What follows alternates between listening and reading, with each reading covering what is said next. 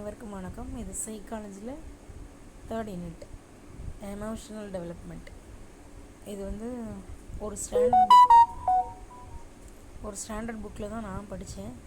ஆனால் அதில் வந்து கொஞ்சம் சில விஷயத்தை மட்டும் நான் வந்து தமிழில் கொஞ்சம் மாற்றி நோட்ஸாக எடுத்திருக்கேன். நான் படித்ததை எடுத்திருக்கேன். உங்களுக்கு யூஸ்ஃபுல்லாக இருந்துச்சுன்னா நீங்கள் யூஸ் பண்ணிக்கோங்க.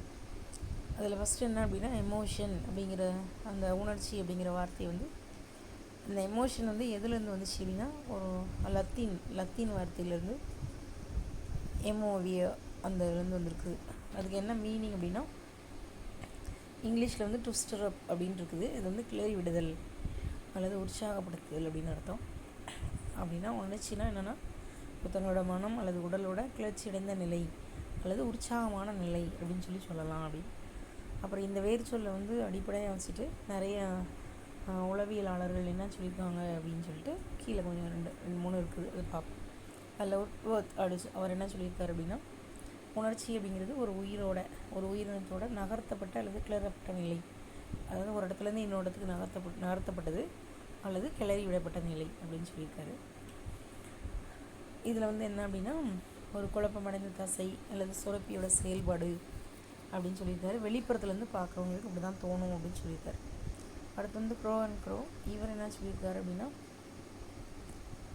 தனிநபருக்குள்ளே பொதுவான உள்ள வந்து சரி செய்கிறது, அதை விட முக்கியமானனா மன மற்றும் உடலியல் ரீதியான கிளர்ச்சி அடைந்த நிலை அப்படின்னு சொல்லியிருக்காரு. இது என்னென்னா ஒரு அஃபெக்டிவ் எக்ஸ்பீரியன்ஸ்னு சொல்லியிருப்பார். ஒட்டுவத்தை எப்படி ஞாபகம் வச்சுக்கலாம் அப்படின்னா, இதில் வந்து தசை சுரப்பி இந்த மாதிரி இருக்கும். உட்டு ஒர்த் அப்படிங்கன்னா தசை சுரப்பி இதெல்லாம் ஒர்த்தாக இருக்கும் அப்படின்னு. க்ரோ என்ன சொல்லியிருப்பார் அப்படின்னா, ஒரு அஃபெக்டிவ் எக்ஸ்பீரியன்ஸ், அது மட்டும் இல்லாமல் என்ன மனம் மற்றும் உடலியல் ரீதியாக கிளர்ச்சி அடைந்த நிலைன்னு சொல்லியிருப்பார். அடுத்தது மெக்டுகல். இதில் வந்து மெக்டவல்னு போட்டிருக்கு, மெக்டுகல்னு நம்ம படிப்போம்ல, அதுதான். அவர் வந்து 1949 வருஷத்தில் உள்ளுணர்வு அப்படிங்கிறது ஒரு உள்ளார்ந்த போக்கு அப்படின்னு சொல்லிட்டு, உணர்ச்சிங்கிறது என்னென்னா அந்த உள்ளுணர்வோட உற்சாகத்தினால ஒருத்தர் அனுபவிக்கிற உணர்ச்சி பூர்வமான அனுபவம் அப்படின்னு சொல்லியிருப்பார்.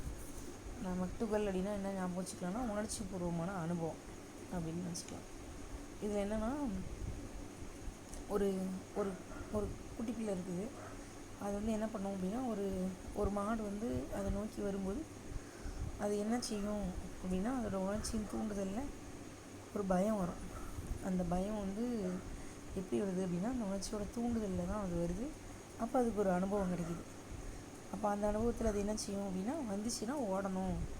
அதில் ரொம்ப குட்டி பிள்ளையாக இருந்தாலும் அவங்க அம்மா அப்பா பக்கத்தில் போய் ஒளிஞ்சிக்கணும் அப்படின்னு நினைக்கும்ல. அதுதான் வந்து ஒருத்தர் அனுபவிக்கிற உணர்ச்சி பூர்வமான அனுபவம். அது வந்து சந்தோஷமான அனுபவம் அப்படின்னு சொல்லலை, உணர்ச்சி பூர்வமான அனுபவம். அவ்வளோதான். அது எப்படின்னாலும் இருக்கலாம். அடுத்து வந்து இந்த மெக்டுகல் என்ன பண்ணியிருக்காரு அப்படின்னா, அடிப்படை உள்ளுணர்வில் 14 அடிப்படை உள்ளுணர்வுகளை வந்து அவர் சொல்லியிருக்காரு. மொத்தம் வந்து 14. அதில் வந்து அது வந்து நம்ம என்ன சொல்லியிருக்கோம்னா, அந்த உள்ளுணர்வுன்னு இதில் சொல்லப்பட்டிருக்கு. அது என்னென்னா இயல்பூக்கங்கள் அப்படின்னு சொல்லியிருக்கோம். இயல்பூக்கங்கள் அப்படின்னு சொல்லியிருக்கோம். இது வந்து மெக்டகால் அப்படின்னு ஒன்று ஒவ்வொரு மாதிரி இருக்கும். அது என்னென்னா மெக்டுகல் தான். மெக்டுகல் அவரோட 14 இயல்பூக்கங்கள். அதை வந்து நம்ம பார்க்கணும். அதில் என்ன அப்படின்னா, ஃபஸ்ட்டு என்ன அப்படின்னா தப்பித்தல்.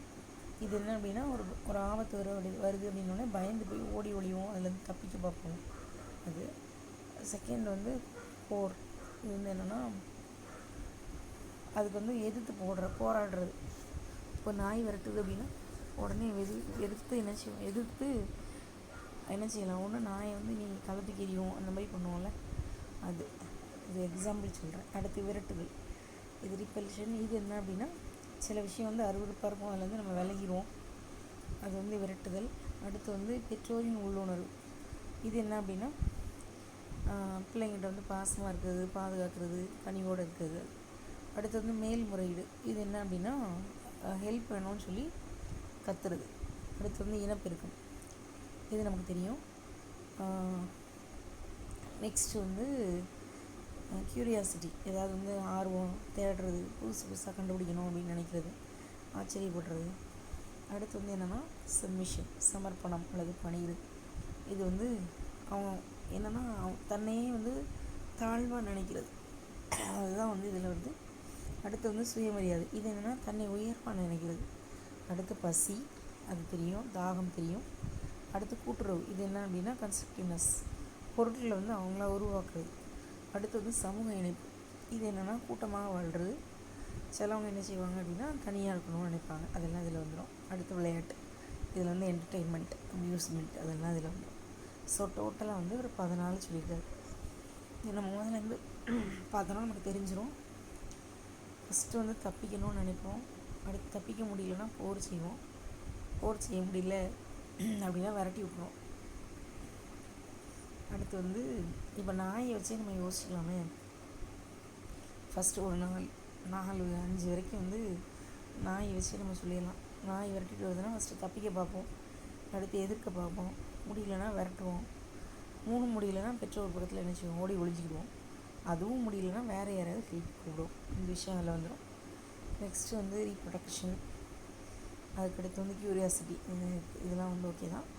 ஆர்வம் இருந்ததுன்னா அதுக்கப்புறம் என்ன செய்வோம், உயர்த்தல் தாழ்த்தல், அது 2 வந்துடும். அடுத்து பசி தாகம், இது 2 வந்துடுது. அடுத்து வந்து பொருட்களை வந்து உருவாக்குறது. இன்னொன்று வந்து ஒரு சிலர் தனியுமே வளரணும்னு நினைப்பாங்க, ஒரு சிலர் கூட்டமாக வளரணும்னு நினைப்பாங்க. லாஸ்ட்டில் விளையாடுறது. இந்த 14 இயல்பூக்கங்களை அவர் சொல்லியிருக்கார். இதில் ஒன்று என்ன பண்ணலான்னா, இயல்பூக்கங்களில் எத்தனை அவர் சொல்லியிருக்காருன்னு சொல்லலாம், அல்லது மெக்டூகல் எத்தனை சொல்லியிருக்காருன்னு சொல்லலாம். அப்படி இல்லைன்னா எதையாவது ஒரு 5 கொடுத்துட்டு இதில் மெக்டூகல் சொல்லாத இயல்பூக்கம் எது அப்படின்னு கேட்கலாம். உணர்ச்சிகளின் தன்மை வந்து நம்ம அடுத்த